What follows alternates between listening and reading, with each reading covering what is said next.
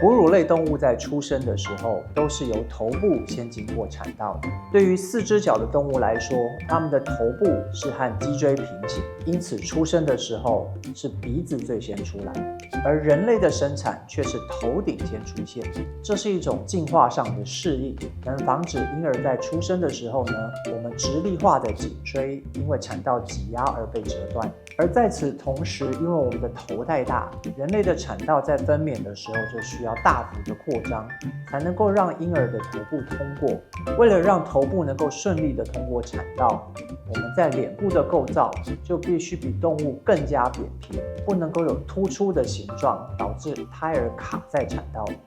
脸部的扁平化来自于脸部两个主要结构的缩小，